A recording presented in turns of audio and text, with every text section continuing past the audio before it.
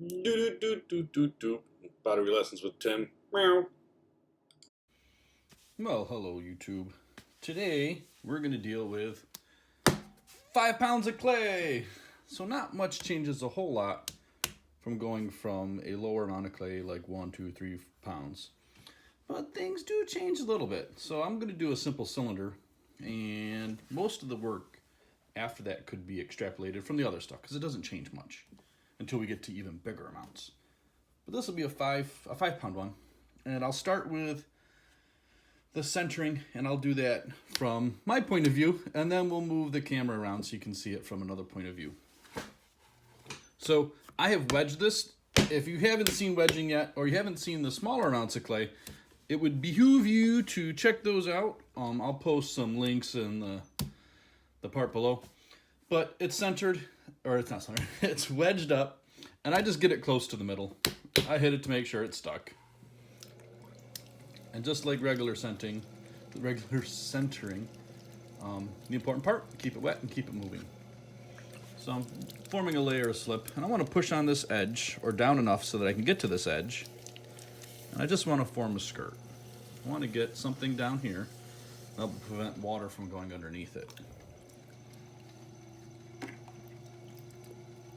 Then I'm going to do the same thing in which my middle of the end of my arm. So if I had to go from this point to my elbow and the center of the clay to be in a straight line, I'm going to put my elbow into my hip, and I'll show that better in the other view.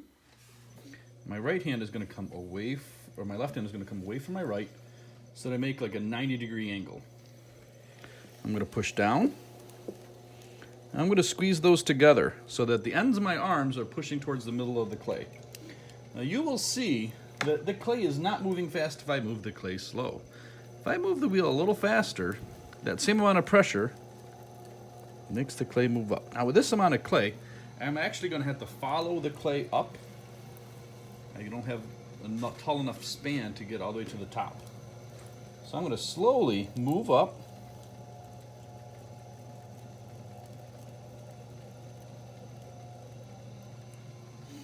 And it would be the same rate of moving up as you would pull a wall. If you move up too fast, then you get a bad spiral, and spirals are no good. So same thing with coning down as the smaller piece of clay. Scooch the camera just a little bit. I'm going to push down and forward, except my right hand is going to move up off the wheel head a little bit. I'm going to catch it where it bends, and then follow it down. Get my right hand anchored, and then push down and forward with my left until I'm a gumdrop shape. And let go of that pressure. Now I'm doing this with the wheel going not super fast right now because I'm explaining it, and I want to be able to say it all before I do it. I'm not pushing hard at all. It's really hard to show how hard I'm pushing because there isn't like a pushometer that I can put on my hand to let you know, but it's not hard. I would say that if I was trying to push a block of clay across a table, I mean that's about how hard I'm pushing. And I don't know, maybe I need to actually push. It's not that much. It's not like I'm pushing 25 pounds. I'm actually just scooching it along a table. So I'm going to do this again from this point of view. Going up, follow it up. Keep your thumbs pointed towards the top. If you feel it start to roll, push down in that corner so it doesn't make a volcano. Start where it bends, catch it, and come back down. Now, if for some reason you're having issue with this part of getting enough height, it is much better to make a second pass to pull up than it is to miss it. Because what's doing the centering is getting this clay up to a point where we can push on it effectively. So I'm going to do it where I'm going up. I'm going to start at the bottom again. The important part is that we do not go up too fast.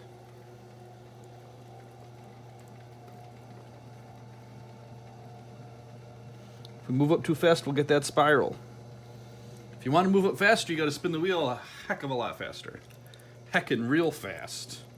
And then from this point, Again, I'm going to push forward. I'm going to catch it where it bends. Get down to the wheel head, anchor,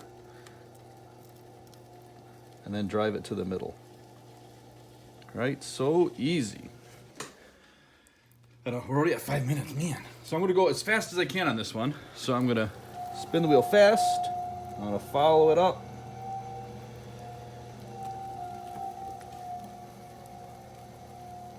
And that's what it would look like at full speed. Now we're going to move the camera a little bit. So from this point of view, do the same thing. Start against the wheel head, push down, and get that clay going up. Follow it up. Release that pressure and let go. If you had to do it another time, start at the bottom again and just move up at the same rate. Don't go up super fast.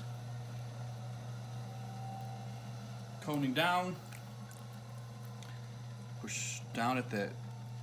Push down and forward with the left, catch with the right. Move that catch down.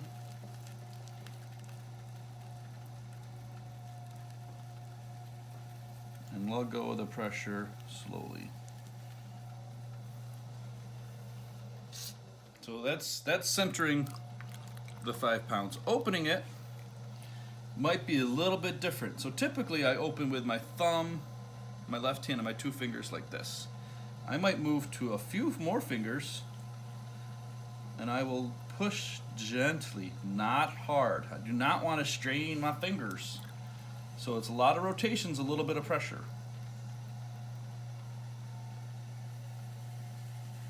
So rather than my fingers on their side, I've got them all together.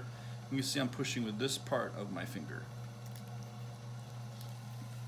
And I'm going to go to the same depth there, flattening it out. I'm going to do the same hand motion, except I'm going to put a little more pressure with my thumb to keep that edge from rolling. Open it about the size of my sponge. And the first pull is going to be a little bit different with this amount of clay. I'm going to put my whole hand on the outside. I'm going to put my left hand on the inside. I'm going to squeeze together and flatten this wall up without moving up so that I don't make a spiral. At least not yet. And then I'll go down here and make a pull. Same kind of pull as I would a smaller piece. Up and towards the middle. Release the pressure and let go when you get to the top.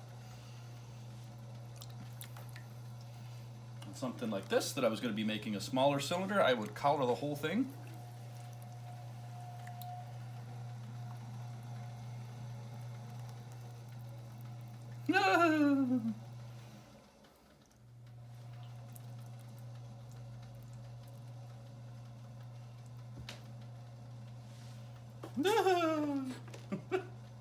So I made a mistake. We're gonna cut Mr. Mistake off.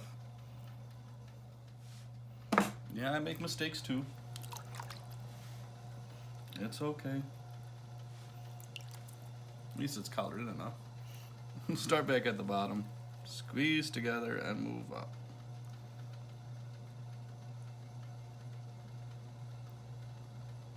Each pull is about 1/4 inch apart from the one before it, just like a smaller cylinder.